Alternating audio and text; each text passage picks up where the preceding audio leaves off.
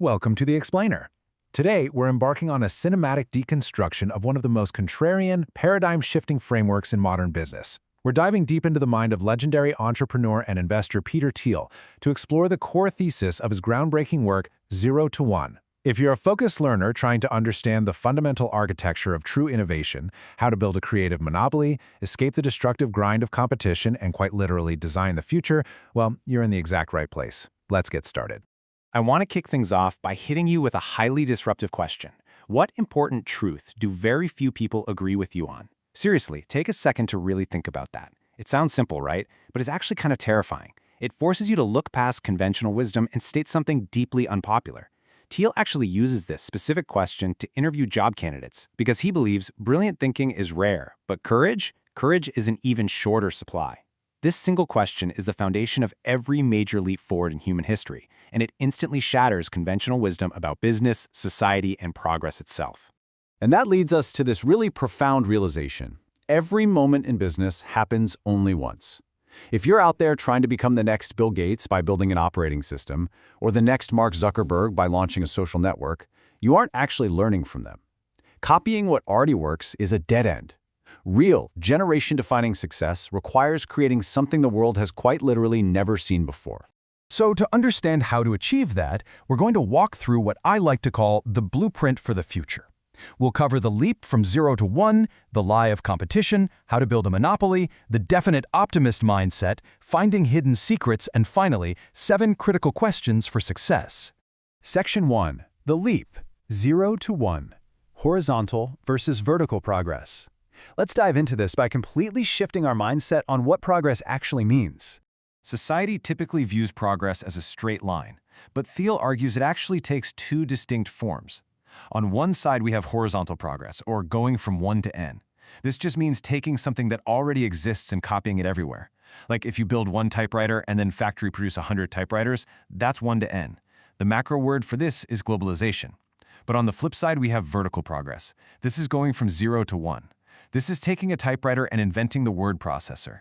It means doing something entirely new. The word for this is technology. And here's the scary part. Simply spreading old ways of creating wealth around the world without creating new technology will inevitably lead to environmental and economic devastation. You can almost picture this dynamic as a graph. You've got globalization stretching out horizontally, simply spreading what already exists. But technology is the vertical leap. It's the only thing that actually pushes humanity upward. Now, you can have both, you can have either, or you can have neither. But to truly advance, we desperately need that vertical lift. Which brings us to our first builder's takeaway. Don't just compete, create a completely new paradigm. True progress doesn't come from just making incremental tweaks. Think about PayPal revolutionizing digital money, or SpaceX redefining space travel with reusable rockets. They didn't just iterate on existing models, They forged entirely new vertical leaps. Section 2. The lie of competition. Why monopolies drive progress. Let's deconstruct one of the biggest lies society teaches us. This deeply ingrained idea that competition is inherently virtuous. We are literally trained from birth to compete. Schools rank students, businesses fight tooth and nail for market share. But out in the real world, capitalism and perfect competition are actually total opposites. Under perfect competition, companies are locked in a daily, brutal struggle for survival. They lower prices, they crank up ad spend, and eventually all the profits just get competed away. Stagnation sets in. On the other hand, look at a creative monopoly. Because a company like Google utterly dominates search, they don't have to worry about daily survival. They generate massive profits, which gives them the financial freedom to treat their teams incredibly well, think decades into the future, and fund true world-changing innovation. So your second builder's takeaway is to escape the trap of competition altogether. Aim for monopoly. Monopolies protect themselves by pretending they have intense competition, while failing companies lie by claiming they're incredibly unique in some highly specific, completely irrelevant niche. Don't be the latter. Section 3. How to build a monopoly. The 4 characteristics. Okay, so how does this build into an actual framework? Let's look at the architecture. A lasting creative monopoly usually requires a combination of 4 distinct characteristics. First, proprietary technology. To truly escape competition, your tech must be at least 10 times better than its closest substitute. Just think of how much better Google's search algorithms were than AltaVista's back in the day. It made them untouchable. Second, network effects. The product literally has to become more valuable as more people use it. Third, economies of scale. The business must get stronger and margins must improve as it grows. Software is the perfect example here because the marginal cost of producing another copy is practically zero. And finally, strong branding that can't be easily replicated by competitors. Apple is the absolute masterclass here. But honestly, having those 4 traits isn't enough if you don't execute the rollout correctly. The golden rule of building a monopoly is totally counterintuitive. Start with a tiny market and dominate it completely. If you go after a massive market from day one, you are going to get crushed by competition. Jeff Bezos deliberately started Amazon by selling only books. Mark Zuckerberg didn't launch Facebook for the entire world. He monopolized the tiny niche of the Harvard campus first before ever expanding to other Ivy League schools. Section 4. The Definite Optimist Mindset. Designing the Future. Moving to execution.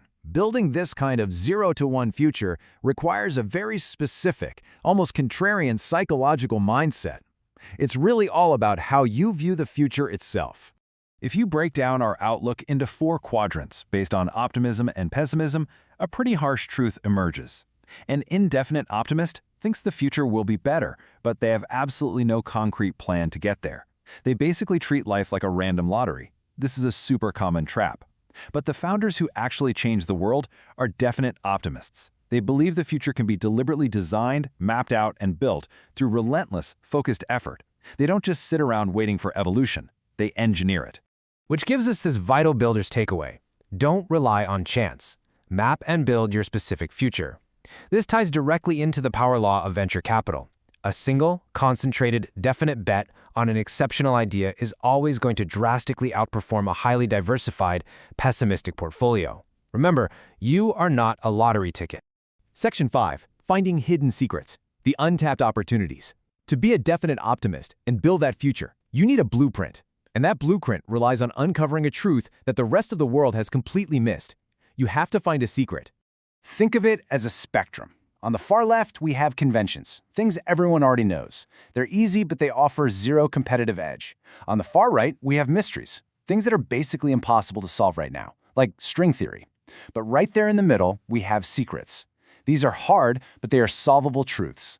A great business is built on an open but unsuspected secret about how the world works. For example, Airbnb realized there was this massive untapped supply of spare rooms that traditional hotels were completely ignoring. They saw brilliant opportunity just hidden in plain sight. So how do you actually find these secrets? Well, you have to start asking the right questions. Specifically, what are people not allowed to talk about, or what is an entire industry just taking for granted? You must constantly challenge conventions. You have to think long-term. And most importantly, you have to look for what others ignore. When Elon Musk and Peter Thiel were building PayPal, the entire traditional financial world totally ignored online payments. They dismissed it as a toy. But that blind spot was their secret, and they capitalized on it to build an absolute empire. Section 6. 7 Questions for Success, the final framework. Let's bring this all together with the ultimate checklist. If you are attempting a 0 to 1 leap, you must ensure your business doesn't crash on the launch pad. Every builder absolutely must answer these 7 fundamental questions. Number 1, the engineering question. Can you create breakthrough technology, not just incremental tweaks? 2, the timing question. Is now the exact right time to launch? 3, the monopoly question. Are you starting with a big share of a very small market? 4, the people question. Do you have the right team, the so-called mafia, to execute? 5, the distribution question. Do you have a strategy to sell and deliver your product? Because let's face it, great products do not sell themselves. 6, the durability question. Will your market position still be defensible 10 or 20 years from now? And 7, the secret question. Have you identified a unique opportunity that everyone else has missed? The crucial point here is that these questions aren't just academic theory. They are a harsh, highly practical framework. Think about Tesla. When they started, they absolutely nailed the engineering with a 10x better electric powertrain. Their timing was perfect as green tech became a massive global priority. They monopolized the high-end electric sports car niche first. They had a brilliant team, built their own direct-to-consumer distribution network, secured their durability with a vast supercharger infrastructure, and understood the secret that people wanted an electric car that actually looked and drove like a high-performance machine, not a glorified golf cart. Answer these 7 questions, and you guarantee your defensibility for decades. As we wrap up this explainer, I want to leave you with this really powerful realization. The best paths are new and untried. By creating new technologies, we rewrite the plan of the world. Humans are entirely unique in our ability to work miracles, and we call those miracles technology. We are simply not bound by the constraints of what has been done before. The future isn't something that just happens to us. It is something we must actively design and build ourselves. So the final provocative thought I'll leave you with is this.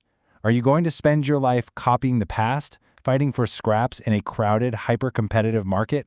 Or will you think independently, find a hidden secret, and make the vertical leap to create something entirely new? What 0 to 1 leap will you make? Keep learning, keep building, and until next time, stay focused.